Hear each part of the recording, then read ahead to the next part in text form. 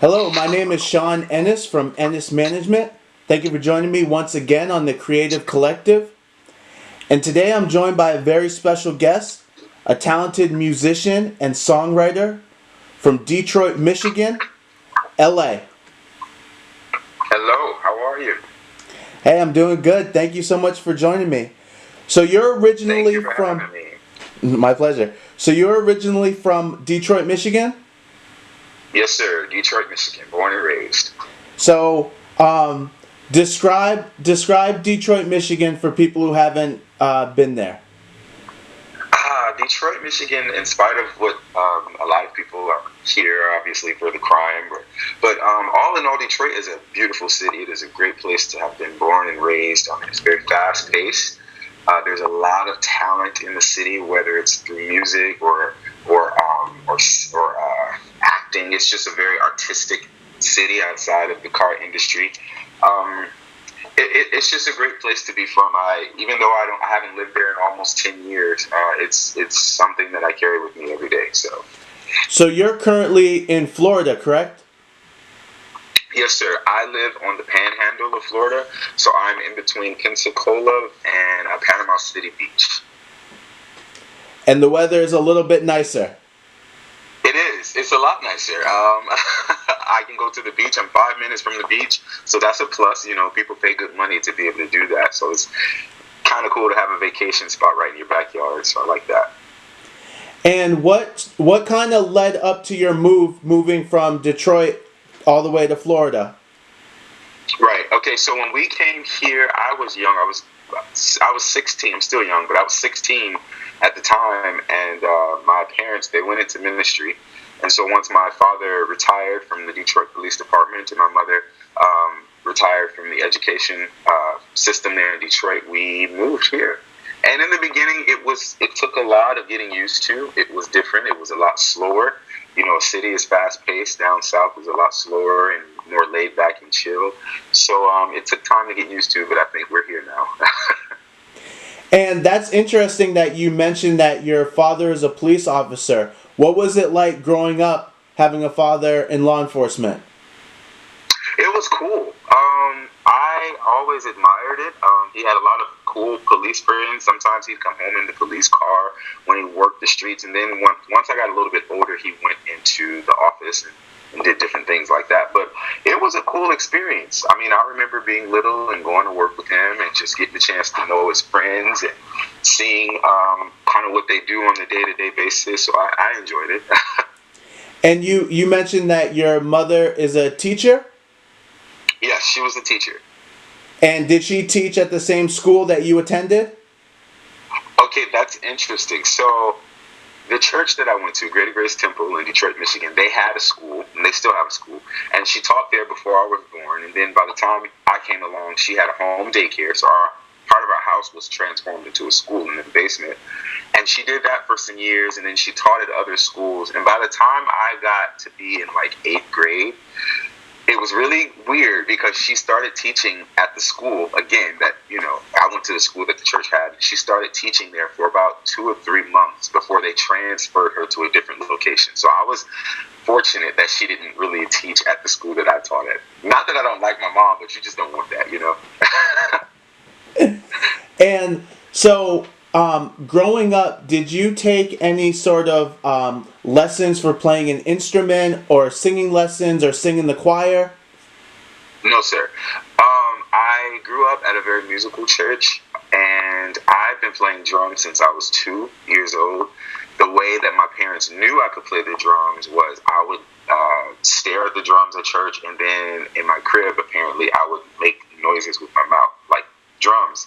So my father went out and he brought me like a first act drum kit, and I tore it apart the first day. Like I played it and I just apparently crushed it, and so he was like, okay, this kid really plays the drums for real. So he invested in a real drum set, and the rest is history. And so you played the drums for your church? Yes, I would play it either at church or other churches in the city. The predominant church that I played for was New Hope Tabernacle in Detroit, Michigan, which was around the corner from the church that I had been born and raised in. And what was that first experience like playing the drums in front of an audience? Oh, that is a great question. I will never forget that day. Okay, so it was at Greater Grace. It was not Greater Grace Temple, the church that I grew up. It was another church, and the pastor was Pastor Calvin Freeman, and the name of the church was Grace to Grace. Grace to Grace Fellowship. And I'll never forget it because I was sitting in the back with my cousins. And I've been playing drums my whole life. By this time, I had to be no more than like 6. And my aunt, Angela Coleman, she came to the back and she got me because they needed a drummer. And I played Order My Steps. And I remember being so nervous. But I remember when I got up there, the nerves just went away. And it was such a natural feeling.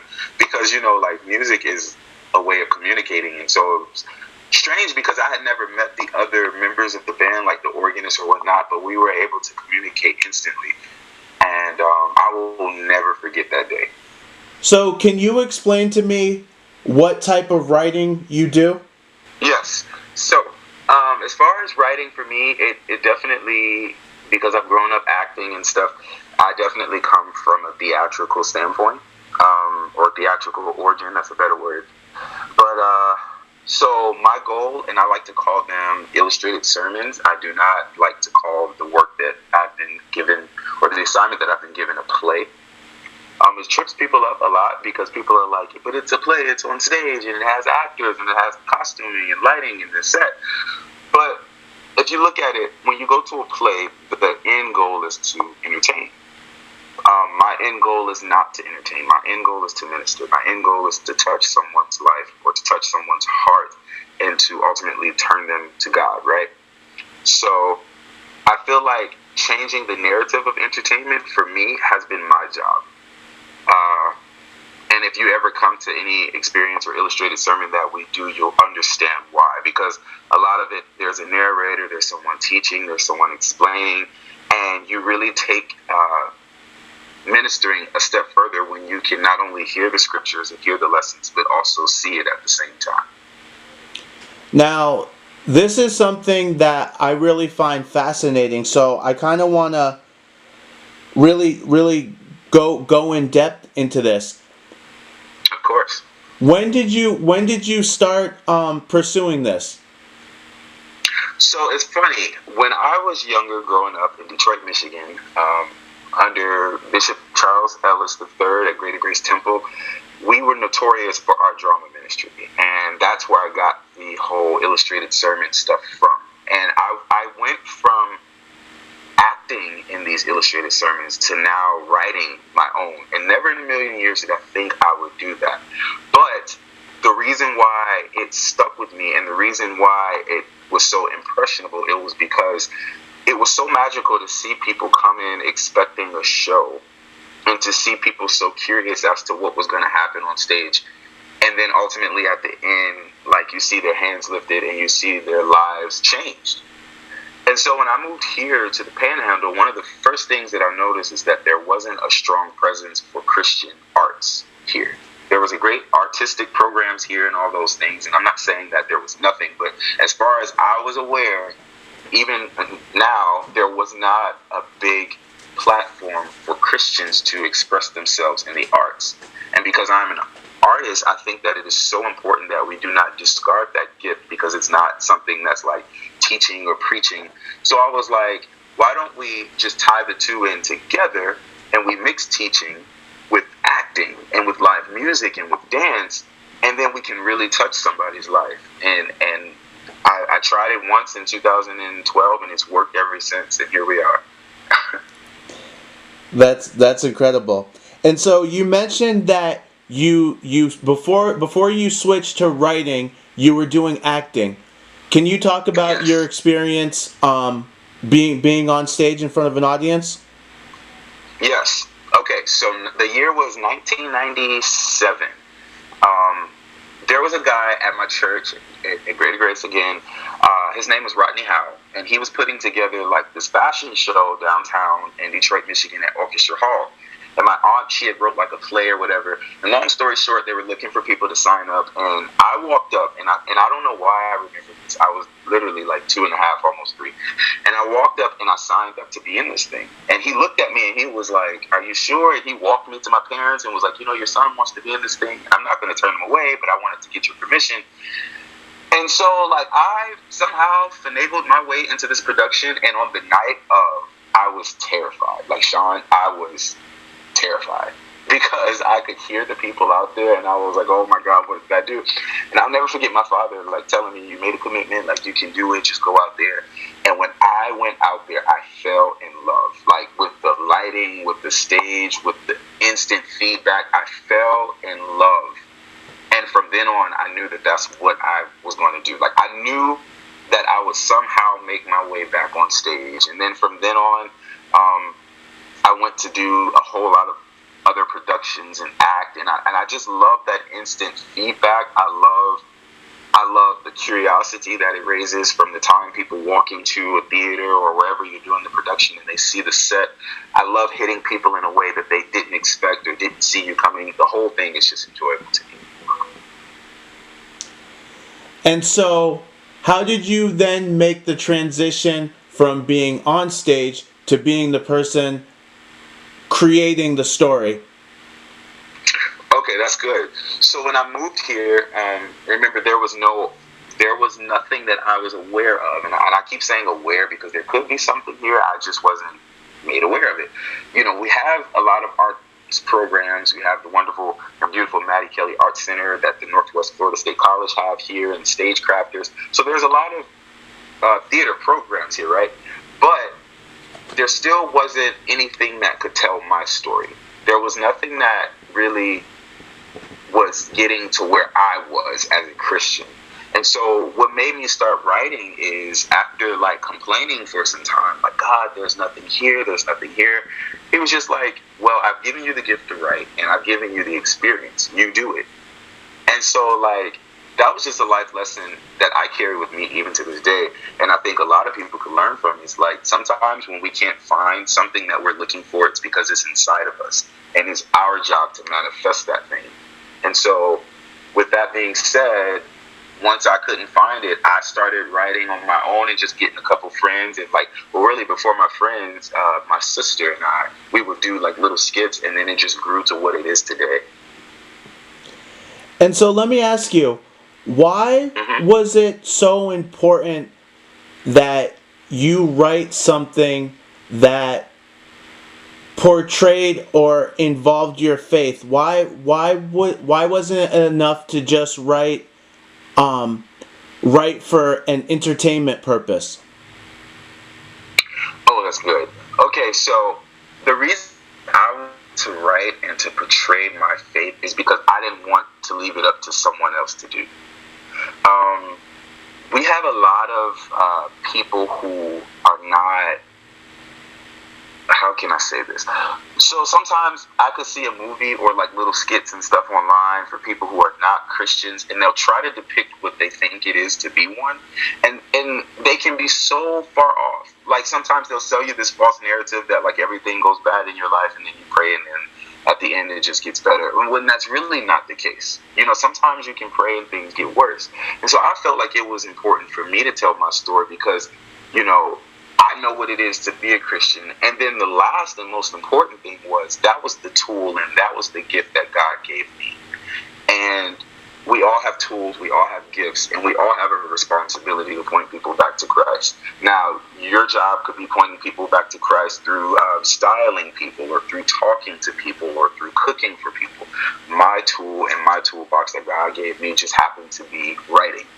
And so I felt like it was important to do that because I knew that if I did that I could change lives. Can you take us through the process of going from you having an idea and writing it out, and then what goes in between to, let's say, that opening night when actors are performing in front of a live audience? Yes. So the way it goes for me, because I do a lot of music and stuff, and like on my spare time, I tend to spend a lot of time alone, like worshiping or whatever. So I usually get an idea through music, and it doesn't have to be Christian music either, but I get an idea through music or through like a sermon that's taught, or like this last one, this idea came from a sermon that a good friend of mine, Austin, taught, who happens to be stage managing it, this production. And so what happens for me is I'll get the idea, I'll write it down, I'll pray about it, and I'll ask God, what do you want me to say? Like, what do you want me to do with this? Because one thing I don't want to do is write something and do something just because. Because there's a lot of ideas that I have, but the timing also has to be right. So I'll also pray for, like, is this the right timing to do it? And once I get that yes, I spend time writing it out. And for me, I get so excited in writing, like I'll write a scene and then I'll get up and I'll just act it out by myself. Like I just get so, engrossed in it. And then from that, you finish the script, you pray over the script. And I've always prayed and asked God to send me a team of people who could see the vision as well. And they don't have to see it in full, but I just wanted to make sure that I was writing for the or bringing this vision before the right people. So, you pray about it, you write your script out, you get your team. God usually sends me the right people. And one thing that's unique about what I do, I think, is I'm not big on auditions. A lot of people are big on like auditioning. I will work with someone who's never acted but has the right heart and the right character, because I feel like you can teach a person how to act and you can teach a person how to do certain things. What you can't unteach a person is like good character. You get what I'm saying? So like I will take that, that team, and then there's a leap of faith, because there is a period between when the script is done and you have the team and actually doing it and securing the location. And so there's the leap of faith, and then you take one step at a time, and then before you know it, you're like how I am now, the week of. So can you talk about your upcoming illustrated sermon? Yes. This upcoming illustrated sermon is called Asytole. It is the first illustrated sermon that I am doing under the umbrella Kingdom Over Castles. Kingdom Over Castles is basically a production ministry that God has given me, or an arts ministry rather, that God has given me. And it is the tearing down of walls of separation through the arts. So basically, it's something that the community could get involved in from different churches.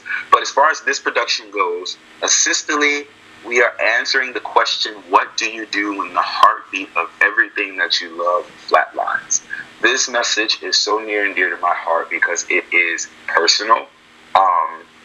And so what we're doing is we are tying the Easter message in. So we're coming out of Matthew 27 verses 62. Let me make sure that I'm accurate on this, because I don't want to put out anything that's not accurate. Give me 2 seconds.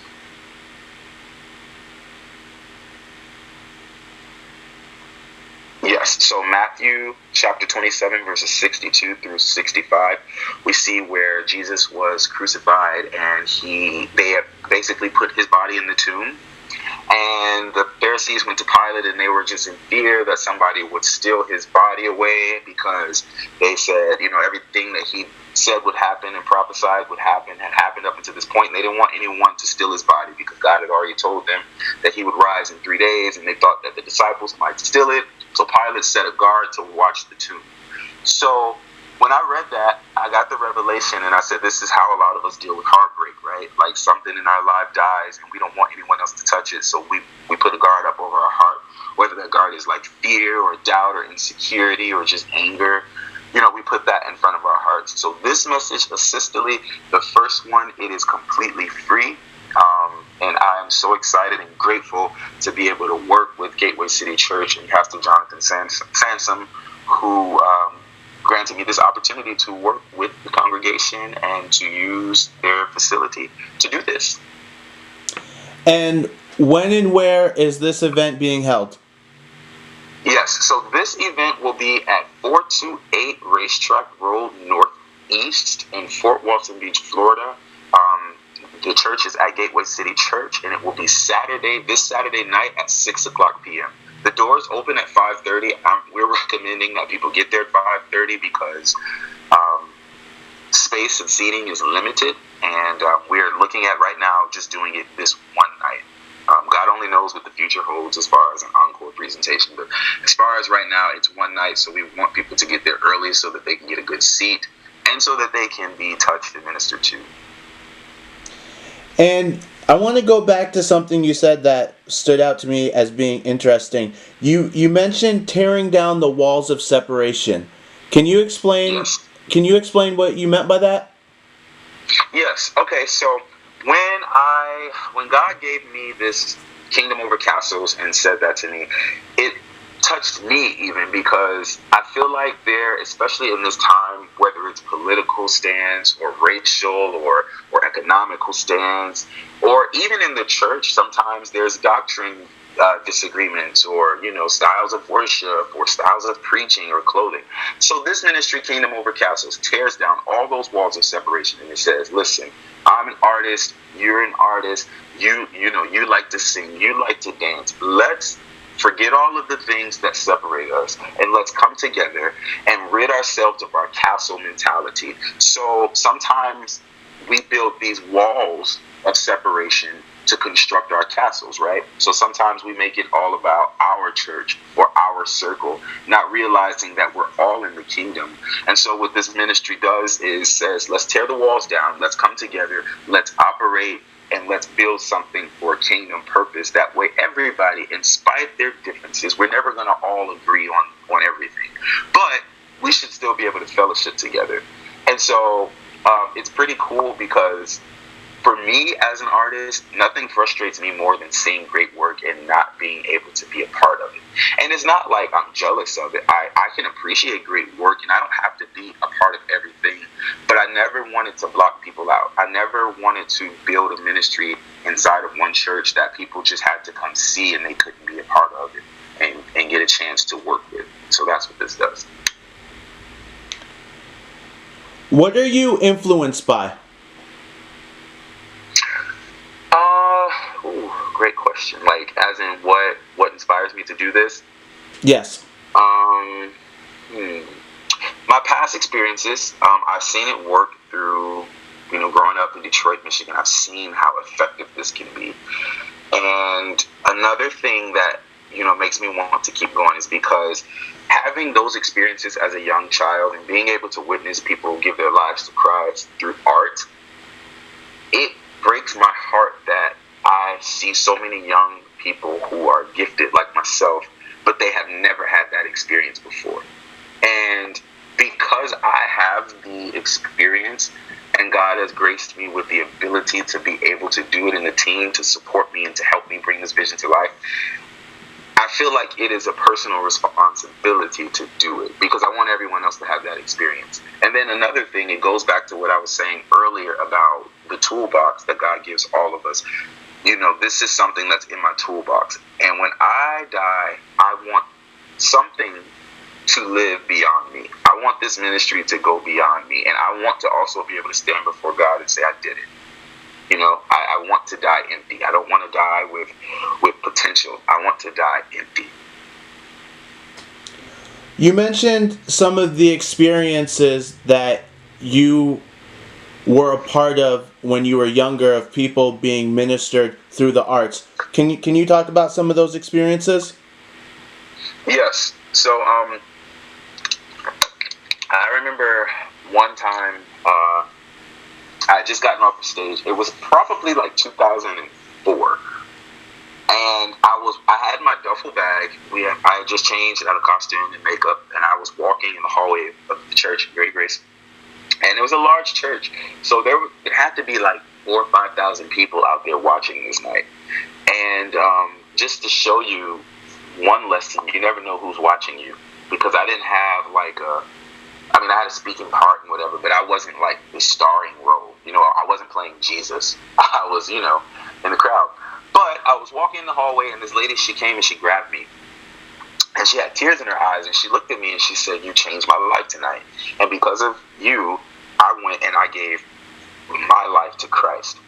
And that touched me that was better than any applause. That was better than any publicity or any picture that was taken. Or that was the best feeling ever. Just knowing that I had a hand in someone establishing a relationship that will benefit them beyond anything else in their life. Knowing that I had a hand in leading someone to Christ was so touching to me, and I wanted to get that feeling back again. What is your purpose, and how did you find it? Yes, okay, so I am a communicator. It took me a while I wouldn't say I had to find my purpose for me personally. I would say I had to surrender to it. So, like, before I started actually taking this serious, I was a pre-med student in college, and I used to want to be a doctor. I used to watch The Cosby Show. I thought Dr. Huxtable was cool, and I was like, you know what? I'm going to be a doctor. And it was working for me because society tells us that, if you work in the medical field, that's, you'll never have to look for a job again. And that's great, right? God gives people to do certain things in the medical field. But the problem was, it was self-betrayal because everything that I was and am to this day said arts. Everything. Even in school, like, they would give us the little test, and they make you, like, circle what are you good at, and then at the end it kind of tells you what you should do. Every time I would take those tests, it would say the arts. And I got so frustrated with that outcome that I would even try to lie and change the answers. So, like, one of the questions would be, do you enjoy reading science novels, or do you enjoy playing outside with friends? And I would circle science novels just to make it say the medical field, and it would still say the arts. So I started taking it serious when I started realizing how effective I was when I would do things in the arts. Like, even if I was playing the drums at a young age, I remember, like, adults and, like, grown men who were in the band playing the bass. When I would walk up to the drum set, they would look at me and go, like, oh my God, this little kid, he's about to mess us up. But then when I would play, I could feel the anointing, I could feel the presence of God. And I remember people looking like, oh my God, that is amazing that you can do that. And it wasn't necessarily about the accolades, but it was more about the presence of God. Anytime I did something in the arts, even to this day, I could feel the presence of God. When I would try to operate in, like, the medical field or stuff, it just would not work. Like, I would fail, and I would not feel like myself and like the presence of God. So that's how I started surrendering to the purpose, when I got tired of fighting the uphill battle, and I was like, you know what, God, I'm going to embrace who you made me to be, and I'm going to love that part of me. And can you speak about that transition from when you went from pursuing a medical career to really pursuing your calling in the arts? Yes. So, funny story now. It wasn't funny then. But I was in Northwest Florida State College in a chemistry class. And, I was just like, I don't even know which one is the right beaker. And I'm sitting up here, like, thinking of writing a production, and I'm in chemistry class. And so I'll never forget taking a test, right? And I knew nothing on that test. So I just wrote my name, my date, and I wrote a note on the test that said, I'll do better next time. And I turned it in, and I never went back. Like, I literally dropped out. And I remember sitting in the car, and I was like, okay, God, like, I don't know what to do, which wasn't really true. I was kind of lying in my prayers because God already placed it in the inside of me. I just still hadn't surrendered yet. And so I dropped out that for the rest of that semester, came back, and I went into healthcare administration. And then when I got the job working at an internship and I was sitting in the office, God came to me again and was like, this is still not what I told you to do. Like, you just chose a lesser degree plan, but it's still medical field. You just chose something that didn't make you take all these maths and sciences. So I was sitting in the office, and I still wasn't satisfied. I still had that tug at my heart. And then finally, man, I just jumped. And when I tell you I jumped, I dropped out of that program as well at University of West Florida. And the next semester, I transferred into the communications program. And when I got into that, I soared. Like, I started making the dean's list, and I started, blogging and doing all these things. And I've been happier ever since. And one of the largest fears for most Americans is public speaking. How are you able to be comfortable speaking in front of an audience? Wow. That's a great question. I, like most people would credit it to growing up acting and all of these things. I credit it to God because, contrary to popular belief, I still get very, very nervous. Like, even for this interview, I was nervous, like, oh my God, what the world? But it's just something about when it's something that God has anointed you to do. Just because you're anointed to do something doesn't mean that you're not going to have those human emotions. It doesn't mean that you're not going to have, bad days or have to fight to do it or be nervous. The only difference is when you tap into that anointing, God graces you. So the only difference between me and the person who's scared to speak in front of people and doesn't speak in front of people is just the grace to do it. I think that when you are truly in purpose, you can't operate in that purpose unless God graces you to do it. And so for me, whenever I'm speaking in front of people, I am very nervous all the way up into like the first two words. And then I'm just out there and I'm like, all right, God, you got me. And so that's basically what I credit it to, grace. And can you talk about a challenge that you faced in creating your illustrated sermon and how you've been able to overcome that challenge? Yes. So I was still, because I ended up working in the hospital and in the medical field, and I knew that the time was coming to an end. And long story short, I accepted a promotion. I was in the office and I wasn't really happy. And I was only working there for 4 weeks. And in February, actually, the moment that I announced that I was going to do this, I knew that it was going to be a threat. I knew that there was going to be some type of pushback. So I announced that we were going to start these rehearsals on Sunday evenings. And then my boss came to me at the office and was just like, I need you to work Sundays. And I'm like, I've never worked Sundays. What do you mean? So I had to quit. I took a leap of faith and I was like, you know what? Thank you, but no thank you. I'm going to quit. And that's what I did. And that probably was the biggest challenge because here I am talking about when things die and the career, even though I knew I wasn't going to stay in that career, what I was using for income died. And I walked out of it. And but I can tell you, man, I have no regrets. It is definitely one of the best decisions I made. Like, we all talk about trust and we all talk about faith, but I think real faith is when you allow God to take you to a place where you no longer have the answers, when you have to constantly go back and seek His face for every step that you take. And what keeps you going in spite of the odds? In spite of the odds, what keeps me going, I don't have a deep answer. The only thing I can say is God hasn't failed me yet. And so that's what keeps me going. Another thing that keeps me going is that I've realized that if I wake up in the morning and if I'm able to breathe and have the activity of my limbs, then there's still more that God wants me to do. And when I tell you that making your life about the kingdom makes a difference, when you make your life greater than your own, then you realize that the choices that you make and the decisions that you make aren't just about you. They don't just affect you, they affect others. So because I've given my life to God and serving His people, that's what keeps me going. Because even on the days where I want to quit, I'm like, okay, but what about the people who are invested in this thing? Or what about the souls who have yet to be saved or yet to be touched because of my disobedience? And that's what keeps me going. What advice would you have for someone who is pursuing a career or a field of study and they feel like it's not exactly what they're supposed to be doing? Like they have a calling for something else, similar to what you went through. What advice would you give to them? The first thing would be obviously to pray and to seek God and ask Him what your next step should be.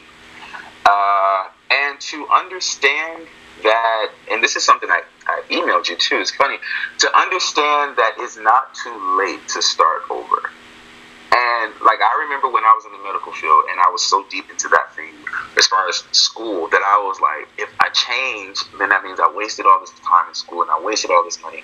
But when I tell you that everything worked together, Romans 8:28 tells us that everything, worked together for the good good of those who love the Lord. And that's not necessarily saying that it's going to be perfect or that it's going to work right now or the way that we think it's going to work. For me, when I felt that way and I walked out, yeah, it was, a lot of time that felt wasted. And there was a lot of money poured into something that I'm ultimately not doing.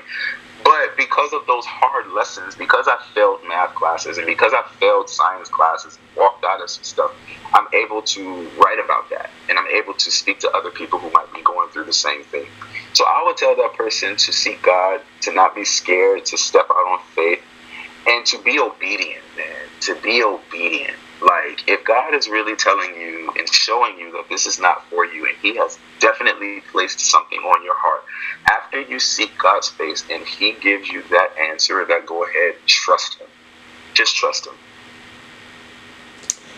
And as we wrap up, is there anyone you'd like to acknowledge for offering you support on your journey? God, yes, there's a long list. Number one, obviously, Jesus. But my parents are so phenomenal. They have never shunned me or tried to box me into what they thought I should be. They've always taught me to spread my wings and to stay close to Christ. So Andre and Vanetta Harrell, those are my parents. Amazing. My church family, my father pastors Promised Land Ministries, they are amazing. That's, those people took me serious when I first started writing. My mentor and just amazing Pastor Jonathan Sampson and Gateway City Church, they are so supportive. My sister, who was forced into every production that I ever did, all the way up into this one right now, I think she's excited to actually sit down. I just thank her for listening to my ideas late at night. My brother, Marky, my god brother. But right now, just the cast and crew for Asytole, they have been so amazing. They have taken this vision and ran with it. My friend Abe has built things that I just didn't even think could come from or translate from your brain to reality, but he has done that. Ruth, my guy, Austin, who stage manages this thing, and just the amazing cast, the amazing crew. I could talk for days for the people that I thank, and that's something that I feel is important. You can have a vision, you can have a great script, you can have all these ideas, but until you find the right team who will believe in you and who can roll up their sleeves and work at it, it will not work. And I'm so blessed and so grateful to have that. All right. I want to give a very big thank you to my special guest today, LA. As always, write your comments below. Make sure you like, subscribe, and share this video. And for all of your promotion, marketing, and music career consulting needs, email ennisproductions@gmail.com.